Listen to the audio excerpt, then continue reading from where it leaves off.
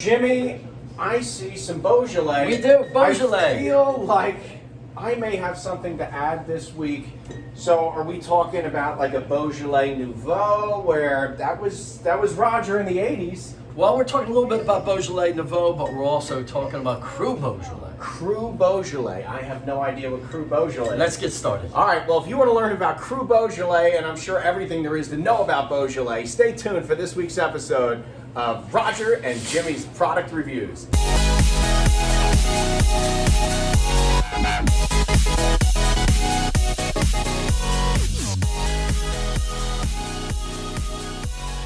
Jimmy.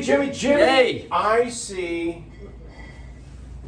Beaujolais. Beaujolais. All right. And I'm not going to lie, I did a little research before this, so don't think Roger's that good. But I do have a genuine question. Somms, drink the good stuff. We do. Beaujolais, correct me if I'm wrong, is like an entry-level Burgundy, right? Well, that's a good way of thinking about it, because it is in Burgundy, but it's nowhere near the expense of the high-end Burgundies. But you like it still. I do.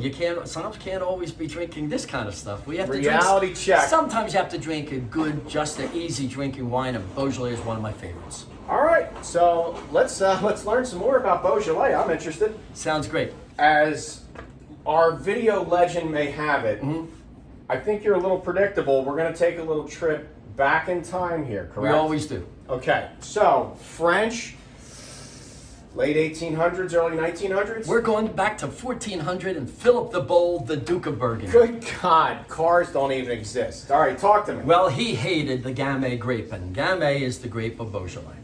Gamay, okay. Yep. And they make it all over the place, but in Beaujolais, that's the grape. Okay. All right, he hated Gamay. He had it all pulled up. The Duke of Burgundy hated Just Beaujolais. didn't like the taste. He didn't like get all Gamay. these grapes. He did, but there were some vines that survived. He didn't Okay. kill them all. All right. And they pretty much went that way. They kept growing what they could grow all the way till 1951. And then their rules were changed, and they allowed them to be released earlier. They used to be released on December 13th. They moved them to November 15th, and that was the big difference. Guess why? 30 days, I can't see. I mean, maybe the grape tasted better earlier? Thanksgiving. Sons of a bitches. Those marketing geniuses. It is. And George DeBuff was the big marketeer. Okay. And what he did is he had a contest to see how fast he can get this easy drinking liquid called Beaujolais Nouveau. Now, that's not what we're talking about here. But Beaujolais Nouveau, they did nothing but crush it with the weight of the grapes, and then they put it in bottles. It was real easy. Okay. That went through a process called carbonic maceration. We have to get geeky. Carbonic Yes. maceration. Yes. And they're doing this in the privacy of their own home, baby. They put it in a tank, they pump in CO2, the weight of the grape crushes it, but it doesn't get any of the tannins, it doesn't get any of the complexity you might get from wine. Okay. But it was fast and easy, you could put a chill to it, and then right away you could put it in a bottle, and everybody loved it. Wow, okay. Then they had a contest, how fast can you get it to Paris? And then a newspaper decided, wait a minute, how fast can you get it from Paris to London? And then comes along the Concorde.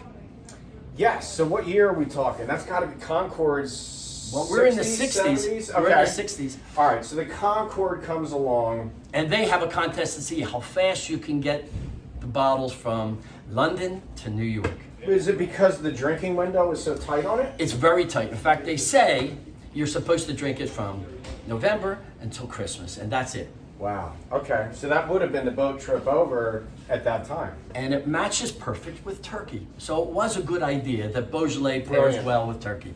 However, Nouveau is its own thing, but what we're talking about is Beaujolais and Crus Beaujolais, and that's an entirely different animal than Beaujolais Nouveau.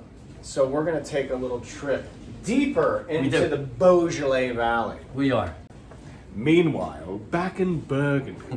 So here we are. Right. We're in the heart of Beaujolais. We are. And what happens if you get the grapes from everywhere in the region, anywhere and everywhere, you can only call it Beaujolais. It'll say that right there on the label. So that's the broad term. That is the appellation. Think of an appellation as your hometown. Okay. Okay? Beaujolais. Very Now, easy. if you get the grapes from a bunch of different villages, Okay. towns, then you can call it Beaujolais Village. I think a lot of people would recognize this label. Okay. This was one of my first wines that I loved. This right here. Beaujolais. You can what? get this for like $10 too. Wow. That's a good one to learn with, people. And then there are 10 what they call Crus Beaujolais. And if you get all of the juice, all the grapes from those villages, you can actually put the name of the village on that. So Crus Beaujolais is a specific village inside that Beaujolais region. Exactly. Okay, got it. And then some of them, well, they each have their own character, but the best of them are called Morgon and Moulin Vin. Very nice. And they, although it's all still Gamay, but where it grows really does matter. So every one of them has their own kind of specific tastes, and there's 10 different ones. We have most of them here. It's hard to find some. Okay. But I love Beaujolais, and I think people should be drinking this all the time when you just want a glass of wine that you don't want it to be too complicated, you don't want it to be too expensive. Yes. You can put a little bit of a chill to it, which I also like, but Beaujolais should be so much more popular than it is. So are we talking like $40, $50 bottles on We're these nice not. ones? The Crus Beaujolais are under 20, and the Beaujolais Village, we sell this for 10. Absolutely amazing. So if you want to take your taste buds on a very complex journey through Beaujolais and the different Crus Beaujolais, Right. Absolutely you can do that right here, Roger, with the knowledge of this man right here. So for this quick tour of the Beaujolais region, I'm your man, Roger Wilco. I'm Jimmy Quaile. And we'll see you next time on Product Reviews with Roger and Jimmy.